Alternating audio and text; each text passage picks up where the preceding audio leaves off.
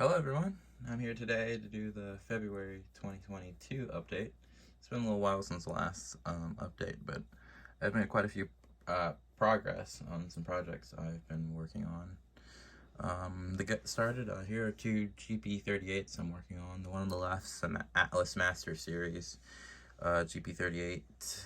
That's a rebuild Norfolk Southern did, up to -2 specs in the early 2000s. I think I may or may not have showed it off in a previous update, but I've given it PTC, and I'm currently working on giving it ditch lights. I need to adjust one of the ditch lights because it's not located in the manner that I would like, but it's going along pretty nicely. I'm going to need to get lenses for the ditch lights, but and finish wiring it up, but it does look pretty quite nice currently. Nice and bright light. I'm going to eventually redo the headlight and make sure the number boards are wired separately on their own lights. But once that's done, it'll be a pretty nice unit. It runs well, like most Atlas things. And then the unit to the right is a GP38 as well, but it's a high hood. It's a former Southern one. It's one of the earlier GP38 high hoods. This is an Athearn unit, Genesis one, from a pretty far ago release. I just happened to find it at a hobby shop. Somehow it never got sold. It's just been sitting there. Yeah, but I've had it for a little over half a year. Actually, it was kind of a birthday gift to myself because that's when I got it, like a week or two before after my birthday. So it's pretty cool finding that. I've always wanted one of these high hoods. I kind of want to hunt down one of the later ones that have like the closer together fans in the rear of the long hood. But yeah, it's a pretty cool unit. I've given it PTC, if you can see these two rays. And you're like, well, that's not prototypical, no high-heads up PTC. Well, actually, there is a prototype that got PTC in 2000. And in post, I'll probably add a picture of that high hood to show you.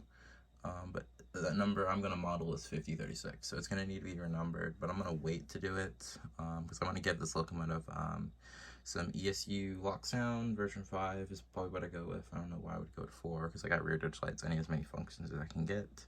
And I'm going to redo all the lighting to LEDs. So as of right now, it still has the original Tsunami 1 in it, but eventually it's going to get ESU lock sound. Currently, this is my only Tsunami locomotive. All my other Tsunami locomotives I've either sold off or just taken the decoders out. And now for the next units, here is my 4144 that I'm working on. I've made a lot of progress since the last update.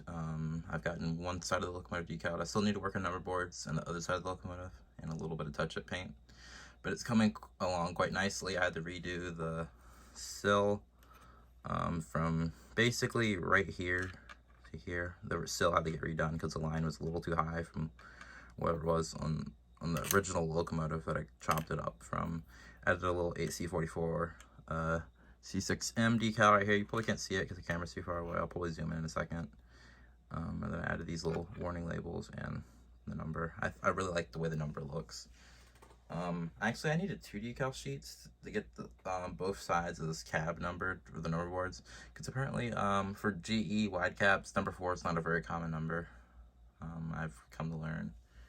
Yeah, but I think it looks pretty good. I had to change the logo too. That was a really painstaking process. I still have a little bit of the paint from when it was removed. When I was removing the painted on logo originally. That needs to get cleaned up, but it looks quite solid. And plus also this locomotive is going to get weathered a little bit. Because the real 4144 is a little grimy now. Nothing too crazy. It doesn't look like any of the units. I've been running the same paint since the 90s, but it's looking a little grimy. So I'll give it that treatment once it's done. And then I need to, after I finish decaling the other side, I'm going to need to, get the handrail situated on this unit and then put a decoder in it. Because currently this is rebuilt from a non-sound unit. So I'm going to put ESU, of course, because that's what I'm rocking with now. And since I have a local programmer, I might go with a custom horn on this unit as well. Oh, and also I'm going to change the eval. I know some people said that. I've always been planning to do that. I just haven't got one yet. Because these early AC44 667s have steel belts, just like their -9s they were rebuilt from. And I just never got around to changing them. And that's quite nice because I think the steel belts just sound a little better. E-belts tend to be a little louder, I've noticed, but steel belts just sound nicer. Another preference.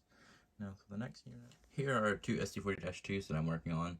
The one on the left, it does not require much work at all. All it is getting renumbered to 3265, which is an SE40-2 that's in Roanoke. Ironically, that locomotive still currently does not have PTC, so I'll model it without PTC since this unit doesn't. And then it will be running with a slug set that I'm working on, which will be the next thing to come up. But then the unit on the right, that unit will be renumbered to 3410. It's a unit that has served in Roanoke for about a little over a year, and it's a pretty cool looking unit. I will also put a picture in this video as well in post, showing off the unit, because NS did a lot of upgrades to the locomotive and never got around to repainting it. This locomotive on the modeling 3410 is in the horsehead paint scheme, so I'll need to redo the cell stripe, change the logo, and add the white brow. But one interesting thing about the locomotive, it has two square blank outs where the class lights used to be. NS went back and redid the nose, even though they already removed it. I don't know, NS is a little weird. And then also a couple other weird things, like it has PTC as well, which I'll add. And also the door on this side of the locomotive is gray, and I think the one on the other side might be, but I'm not even sure. I gotta look at that again. So doing the door will definitely be quite a challenge to do. That'd be something I've never done before. Hopefully it turns out pretty good, and I will keep updated. But also a good way to stay updated with any of my projects is on Instagram. JLV Models, I post a lot of updates on there. Usually they'll probably be on there before they even hit on YouTube, so stay tuned for that. But yeah, this is Roanokerails SE40-2 as well, so that's why it has low ditch lights as well. This is also a new unit. I haven't showed it off before. It's an Intermount SE40-2. I got it on the Facebook marketplace via some model train group. These things are pretty hard to find, these Intermountain units. Granted, it has locks on version 4, but I really don't care. It works fine. Eventually, I'll probably upgrade it, but that's very low priority. I have too many other units that need DCC installs, and this other unit, SE40-2, Admiral Cad's Caltrains unit, I've had for a little while. I've actually shown it off in a few videos, but I don't think I've announced that I was renumbering it. It's a former Southern unit, locks on version 5. And then for the next SE40. Alright, for these two units, this will be a slug set that I'm working on. I'll start with the unit on the left, and then I'm working on the right. So this SE40-2 is an Atherin roll unit. Originally, this unit was going to be 3410. See, I already blanked out where the marker lights would have been. But then I changed my mind. I'd rather have this one be 6203, which is ex-Norfolk and Western SE40-2, which is a mother unit for RPU 6 slug, which is a 6-axle slug that was rebuilt from a SD40 frame, thus SE40 right here. I'm going to be using that as a donor for the chassis for that slug. But yeah, this unit is going to turn into 6203. It's going to be quite a project. This unit in real life is in the horsehead paint scheme, so that's nothing to worry about, not too much repainting. I'm going to have to re-decal this because the real unit doesn't have these blank outs, which is fine. And I'm going to need to completely rebuild the pilot, because these mother units are very basic and bland, which will be pretty cool. Since I got to redo the pilot, I can't use these handrails, but I think I can probably use the handrails off this SE40-2. I mean, no, SD40, this is SE40, that's SE40-2. SE40s have shorter frames. That's also the reason why I got this, because these RPU 6 slugs, the one I'm modeling, which is I think 88.4, I think. I'll put a picture in post, I could be incorrect.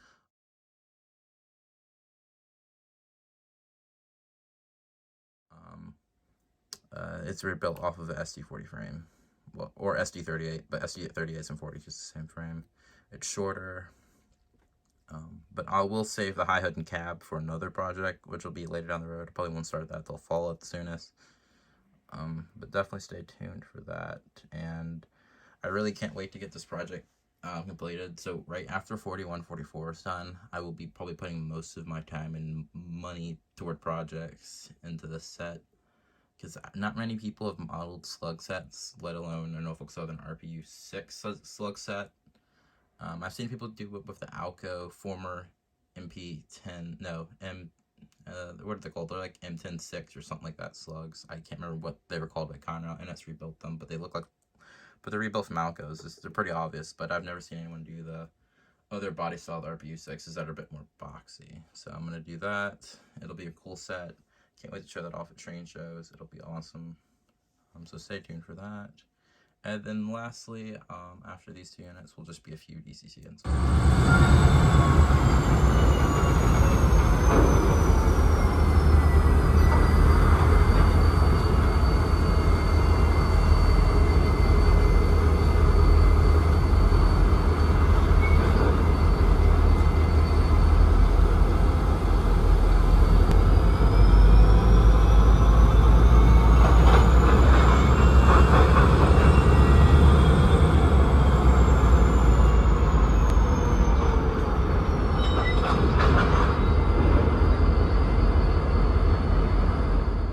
Two units, Aether Genesis units that I'm going to put some ESU version 5 lock sound in.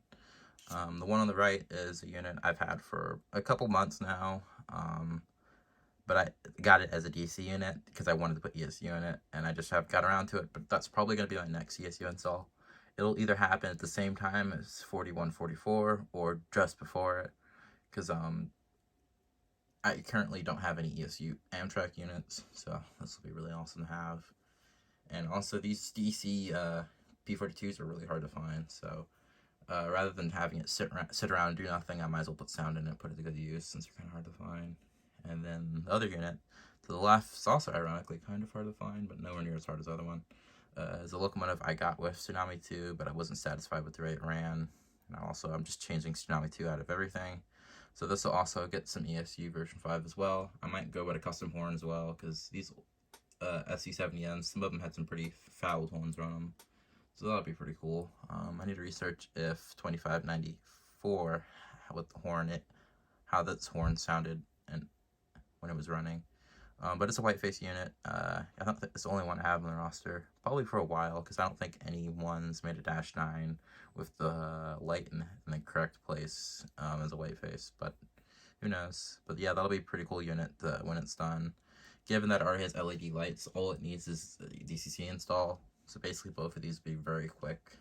Not very big projects at all, but I thought I'd show them off, let you know. When they're done, I'll probably post a video of them completed and what sound files I put in them. And then the last two units are just going to be some SE70 Aces. And then here are my two Aether and SE70 ACEs. The one on the right is a Pin Central, another one on the left is on the right is 1067. Both of these units are ones I've seen in real life, which is why I got them as models. The Pin Central one was a DC unit. When I got it, I just never got around putting a decoder in it, so it's mostly set in this box since I've gotten it. And then the one on the right is 1067. It came with Tsunami 1, and of course, I'm switching out of Tsunami, so I got rid of the Tsunami board, and it's just waiting to get an ESU decoder. I don't know when I'm going to put sound in it, because I also want to redo the lights, and also fix the number board that's missing on it. So this one I'll probably set as a back burner project, well, both of them for a little while, since they both need LEDs, because some of the incandescents aren't looking that great anymore. So both of those will be projects. But for the projects that I'm working on, this is it for now. Next month, I'll surely have more stuff to update, since we are heading into spring break this semester in like 2 weeks. So I'll probably have some more time to work on projects. The way things are going with my 4144 project, I might be finishing that by the next update, hopefully. It depends if I had to get a decoder for it or not by then, because I would like to buy at least 2 decoders at once so I can get my Amtrak 114 and 4144 running. That would be pretty nice. Or if I got 3, but I don't know. My SD40-2 that I'm making into the mother unit for the Slug also needs a decoder as well. A lot of DCC installs are needed right now. So one way or another, I'll figure it out, and I will keep y'all posted on Instagram. I'll put a link in the description. JLB Models Instagram is where I post a lot of project updates and other stuff. But thanks for watching, and stay tuned for the next video.